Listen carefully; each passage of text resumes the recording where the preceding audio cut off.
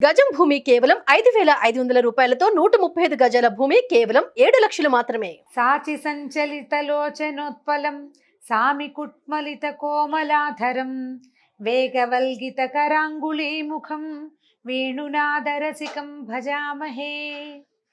భాగవత కథాసుధకి స్వాగతం. బ్రాహ్మణ పత్నులని కృష్ణుడు ఎలా ఉద్ధరించాడో విన్నాం.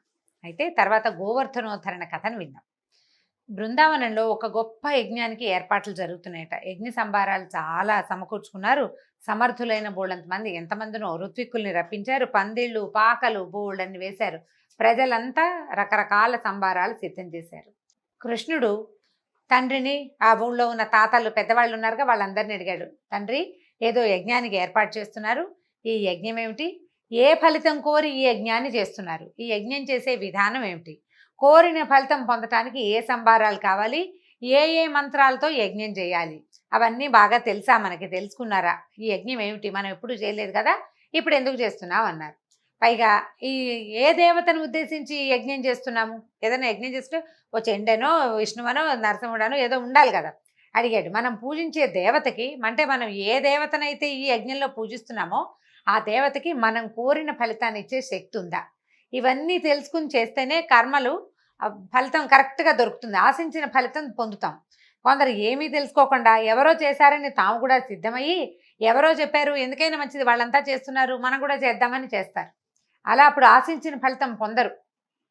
అలా కాకుండా మనం పూజ చేసే పూజ దేనికోసం, లేదా యజ్ఞం, ఈ కర్మ దేనికోసం, ఎవరిని ఉద్దేశించి వాళ్ళ ఆ ఫలితాన్ని ఇవ్వగలిగే సత్తా ఉన్నవాళ్ళ కాదా, అది ఆలోచించుకుని చేయాలట. చిన్నవాడిని పెద్ద పెద్ద ప్రశ్నలు అడుగుతున్నానని అనుకోకండి.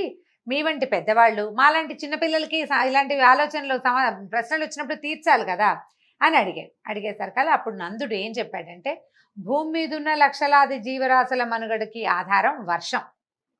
భూమి వర్షాధారితం. అయితే ఆ వర్షానికి అధిపతి ఎవరు? ఇంద్రుడు. లోక సహజంగా మనకు తెలిసిందే. అతనే మేఘ రూపంలో మనకి వర్షాన్ని ఇస్తాడు. వర్షం వల్ల పంటలు పండుతాయి, పచ్చిక మొలుస్తుంది, మొక్కలు మొలుస్తాయి. ఇవన్నీ మనకి, మన పశు సంపదకి జీవనాధారం. కాబట్టి నెలకి 3 వానలు కురిపించమని, జల సమృద్ధిని కలిగించమని మనం ప్రతి సంవత్సరం ఇంద్రుడిని ప్రార్థిస్తూ యజ్ఞం చేస్తాం. అంతేకాదు, ఇంద్రుడి అనుగ్రహం వల్ల పంటలు పండుతున్నాయి కనుక ఆ పంటల్ని పాయసం మొదలైన రూపాలలో ముందు ఇంద్రుడికే నైవేద్యంగా సమర్పిస్తాం. అంటే పాయసం చేసి యజ్ఞకుండంలో ఇంద్రాయ నమః, ఇంద్రాయ స్వాహ అని ఇంద్రుడికి సమర్పిస్తారట. అని చెప్పాడు. ఇప్పుడు ప్రసాదంగా ఇచ్చాము. అతడి ప్రసాదంగా, అతడిచ్చిన వాన వల్ల వచ్చిన పంటని మనం హాయిగా ప్రసాదంగానే ఈ పంటని అనుభవిస్తాము అని చెప్పాడు. ఇంద్రుడి కోసం చేస్తున్నాం అంటే కృష్ణుడు ఒప్పుకోకపోతే ఏమంటున్నాడంటే, ఏం చెప్పాడో చూడండి. భగవద్గీతలో చెప్పిన వాక్యాలేనండి ఇవి. చిన్నతనంలో కూడా ఆయన చెప్పాడు. మానవుడు తన జీవిత కాలంలో సుఖాన్ని కానీ, దుఃఖాన్ని కానీ, క్షేమాన్ని కానీ, భయాన్ని కానీ తన పూర్వ కర్మ ఫలితంగానే పొందుతాడు. ఏదైనా సరే పూర్వకర్మాను ఫలమే తప్పిస్తే రెండోది కాదు. కర్మఫలాన్ని అనుభవించడం అనివార్యమైనది. దాని నుంచి తప్పించుకోలేము. దాన్ని ఏ దేవుడు మార్చలేడు. ఇంద్రుడు అసలే మార్చలేడు. ఇంద్రుడి వల్ల అసలు కాదు. ఇలా ఎవరి కర్మఫలం వాళ్ళు అనుభవించే మానవులకి ఇంద్రుడితోటి పని ఏముంది? నా కర్మ ఫలితం, నాకు ఇప్పుడు బాగా ధాన్యం పండాలనుందా పండుతాయి, పండకూడదనుందా పండవు. ఇంద్రుడు ఏం చేస్తాడు మధ్యలో? ఇంద్రుడిని పూజించి పొందే ప్రయోజనం ఏమిటి?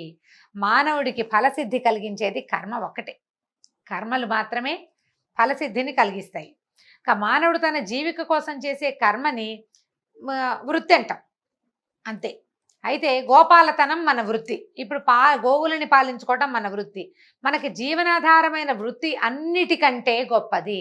వృత్తి అన్నిటికంటే గొప్పది. మనకి ఏదైతే అన్నం పెడుతుందో దాన్ని గౌరవించి తీరాలి. అదే దైవం అని భావించాలి. ఇదే ధర్మం. భగవంతుడు చెప్పాడండి, వృత్తి ధర్మం అనేది చాలా ముఖ్యమైనదని, దాన్నే గౌరవించాలని. దాన్ని గౌరవించకుండా నువ్వు ఏ పూజ చేసినా ఫలితం రాదు నీకు. మనం ఏ వృత్తి వల్ల మనకి నిత్యము జీవిక లభిస్తోందో దానిని గౌరవించాలి. ధర్మాన్నే కనుక పాటించాలంటే ఇప్పుడు మనం ఏం చేయాలి? ఎల్లవేళలా మనకి జీవనాధారాలు ఏమిటి? గోవులు. ఈ గోవుకి జీవనాధారం ఏమిటి? పుష్కలంగా మేతనిచ్చే గోవర్ధన పర్వతం. గోవుని పూజిద్దాము, గోవర్ధనాన్ని పూజిద్దాము, ఇంద్రుణ్ణి కాదు. ఇంద్రుణ్ణి పూజించక్కర్లేదు, ఇది నా అభిప్రాయం, మీకు నచ్చితే చేయండి అన్నాడు. అనేసరికల్లా ఇప్పుడు దేవతలకి పూజలు చేయొద్దని కాదు ఉద్దేశం కృష్ణుడిది. అంటే దేవుడు పూజలు చేయొద్దన్నాడండి కృష్ణుడు, భాగవతంలో రమగారు కూడా చెప్పారని అనుకోవద్దండి. ఆ ఉద్దేశం కాదు. అయితే ఇప్పుడు ఏ ప్రయోజనాన్ని దేనికోసం చేస్తున్నామో దానికి చేయాలని క్లియర్‌గానే చెప్తున్నాడు ఆ మాట. అయితే ఏంటంటే ప్రస్తుతం ఇంద్ర పదవిలో ఉన్నవాడు అతనేంటంటే తనకి ముల్లోకాలు రక్షించే గురుతరమైన బాధ్యత ఉందని మర్చిపోయాడు. అతని పదవి వల్ల అతనికి దురహంకారము, గర్వము వచ్చాయి. ఆ గర్వాన్ని అణచాలనే ఉద్దేశంతోటి అతనికి తన పదవికి పరిమితులున్నాయని గుర్తు చేయాలనే ప్రేమతోటి అది నీకు తెలుసుకోవాలి. నేను ఇదే చేయగలను, ఇంతకంటే నేను చేయలేను అనే సంగతి అతను గుర్తెరగాలని కృష్ణుడు ఈ పూజలు ఆపించాడు. ఇంద్రుని యొక్క గర్వభంగం కోసమే.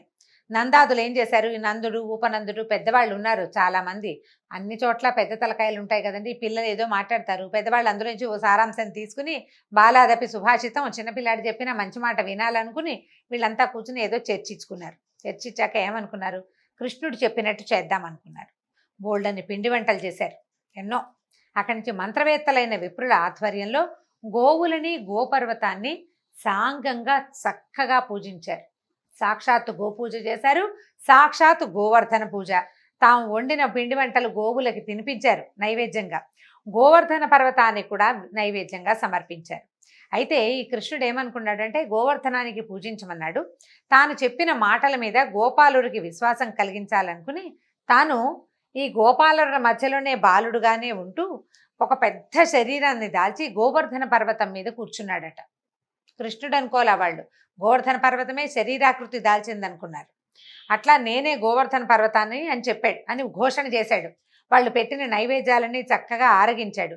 కృష్ణుడు ఇటు చిన్నపిల్లాడిగా గోకులవాసుల మధ్యలోనూ ఉన్నాడు అటు అలాగే పర్వతం మీద కూడా నేనే పర్వతాన్ని అని కూడా అంటూ అక్కడ ఒక పెద్ద శరీరంతో కనిపించాడు. ఈ గోకులవాసులతో కలిసి పర్వతానికి నమస్కరించాడు. తానే పర్వతమై ఆ నమస్కారాన్ని స్వీకరించాడు కూడా. గోకులవాసులతో కలిసి పర్వతానికి నైవేద్యాలు సమర్పించాడు. తానే పర్వతమై ఆ నైవేద్యాలు స్వీకరించాడు. గోవుల్ని అలంకరించి చక్కగా గోవులు ముందు నడవగా గోపాలురు తర్వాత గోపస్త్రీలు పర్వతానికి ప్రదక్షిణ చేశారు. ఇప్పుడు మనం విశేషంగా భావిస్తున్న గిరి ప్రదక్షిణ శ్రీకృష్ణ పరమాత్మ మొదలుపెట్టింది. గోవర్ధన గిరి ప్రదక్షిణం అంటే అదేమి చిన్నాచితగా కొండ కాదండి, చాలా పెద్దది గోవర్ధన పర్వతం. ఇంతమంది వేలాది పశుగణానికి ఆలవాలంగా ఉన్నదంటే ఎంత పెద్ద కొండ. ఆ కొండ మొత్తానికి ఈ మొత్తం కుటుంబాలతో సహా అంటే ఈ గోకులంలో ఉన్నటువంటి అందరితోటి కలిసి కృష్ణుడు ప్రదక్షిణ చేయించాడట. ప్రదక్షిణ చేశాక తృప్తిగా భుజించి చక్కగా అలంకరించుకుని హాయిగా సంతోషంగా అంటే నైవేద్యం పెట్టిన పదార్థాలు ఆరగింపు చేసినన్ని చేశారు. తర్వాత ఈ పూజ చేసిన గోవులతోటి అందరూ కలిసి కూర్చుని హాయిగా భోజనాలు చేశారు. భోజనం చేసి పూజా విధానం అయిపోయింది. సాయంకాలం అయ్యేసరికల్లా ఎడ్ల బళ్ళ మీద గోకులానికి వెళ్ళిపోయారు. గోకులంలో లేదు కదా పర్వతం, కొంచెం పెడగా ఉంది. అక్కడికి వచ్చి పూజ చేశారు. సాయంకాలం అయ్యేసరికి పూజ నుంచి మరలిపోయారు. కృష్ణుడు తన పూజ చేయొద్దన్నాడని ఆ పిల్లవాడి మాటలు విని గోకుల వాసులు తనకి ఏటా చేసే పూజ చేయలేదని ఇంద్రుడికి కోపం వచ్చింది. ఆయనకి తెలిసిపోయింది ఓ చిన్న పిల్లాడు అతను చెప్పిన ఐడియా ప్రకారం వీళ్ళు ఇది మానేశారని. పర్వతానికి పూజ చేసిన పర్వతానికి శక్తి ఏమిటి, నేను వాన కురిపిస్తే కదా, నా వల్లే కదా అని భావనలో ఉన్నాడు. ఇంద్రుడి నియంత్రణలో మేఘాలు ఉన్నాయండి, వాటికి పేర్లు ఉంటాయి. పుష్కలావర్తమూల రకరకాలు ఉన్నాయి. సంవర్తకాలనే మేఘాలు ఉన్నాయి. వీటిని ఏంటంటే బంధించి అట్ట పెడతారు. అవి విసురుగా ముందు తిరగవన్నమాట, తిరిగేవి కాదు. మామూలుగా ఈ పుష్కలావర్తకములనే పేరు జ్ఞాపకం ఉంది నాకు. అది సాధారణంగా మనకి వాన కురిసేవి. ఇవేంటంటే సంవర్తక మేఘాలు తుఫాన్ వచ్చినప్పుడు అంటే ప్రళయం కాలంలోనే వస్తాయన్నమాట. పూర్తిగా జలప్రళయం వచ్చే రోజుల్లో వచ్చే మేఘాలని సంవర్తక మేఘాలు అంటారు. వీటిని ఏంటంటే బంధించి అట్టి పెడతారు, ప్రళయకాలంలోనే వదులుతారు. అవి భయంకరంగా వర్షించి లోకాలని ముంచేస్తాయి. ఇంద్రుడు ఏం చేశాడంటే సంవర్తక మేఘాల బంధనాలు తొలగించి వాటిని ఆజ్ఞాపించాడు. బృందావనంలో నందుడి గోకులం ఉంది, అతనికి కృష్ణుడనే కొడుకున్నాడు. సాధారణ మానవుడు, మూర్ఖుడు, అంతా తనకే తెలుసు అనుకుంటాడు, పండితుని అనుకుంటాడు. ఆ కృష్ణుడి మాటలు నమ్మి గోపాలుడు నన్ను అవమానించారు. మీ శక్తి అంతా ఉపయోగించి నందుడి గోకులాన్ని నాశనం చేయండి. మీ వెనకాలే తోడుగా మరుత్తులు వస్తారు, అంటే గాలి అనమాట, మరుత్తులు వస్తారు. నేను కూడా ఐరావతాన్ని ఆరోధించి వస్తానని చెప్పాడు. ఇది చూడండి, ఇప్పుడు పూజ చేయకపోతే దేవతలకి కోపం వస్తుందండి. పూజ చేయకపోతే కోపం వచ్చేవాడు ఎవడు? వాడు భగవంతుడు ఎందుకు అవుతాడు? వాడు భగవంతుడు అవడానికి అవకాశం లేదు. భగవంతుడికి మనకి మధ్యలో అనుసంధానం కలిగించే రకరకాల స్టెప్పుల్లో అతను కూడా ఒక భాగం. అయితే ఇది నేను భాగాన్ని అనుకోకుండా, భావించకుండా, నేనే సర్వజ్ఞుణ్ణి, నాకే తెలుసు, ఈ శక్తి అంతా నాదే, వీళ్ళని నేనే బతికిస్తున్నాను, నేను ఇచ్చే వానతోటే భూమి మీద మానవులు బతుకుతున్నారు అన్న భావంలోకి, విపరీత భావంలోకి, అంటే అధికార గర్వంలోకి ఇంద్రుడు వెళ్ళిపోయాడు. ఇంద్రుడు అనేది ఒక పదవి, కొంతకాలం ఉంటుంది. 100 యజ్ఞాలు చేసిన రాజు ఎవడైనా వస్తే ఈ ఇంద్రుడిని తీసేసి ఆయన ఎక్కిస్తారు ఆ పదవిలోకి.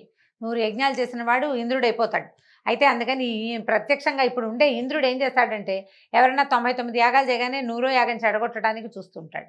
అయినా కూడా ఇంద్ర పదవిని చేజిక్కించుకున్న వాళ్ళు కొంతమంది కనిపిస్తారు. నహుషుడు అలాంటి పేరున్న చక్రవర్తి నహుషుడు, ఆయనకు వచ్చింది ఇంద్ర పదవి. ఆయన అందులో నుంచి దించడానికి ప్రయత్నం చేశారు. అక్కడికి వెళ్ళాక ఆయనకి తలకెక్కింది. అధికార గర్వానికి ఎవ్వరూ దాని నుంచి తప్పించుకోలేరండి. ఒక్కసారి ఈ పవర్ అంటూ చేతికి వచ్చిందా, అయితే ఈ పవర్ ఏమిటి? ఇది సర్వాంతర్యామిత్వం కాదు, సర్వజ్ఞత్వం కాదు, అది వచ్చేది కాదు.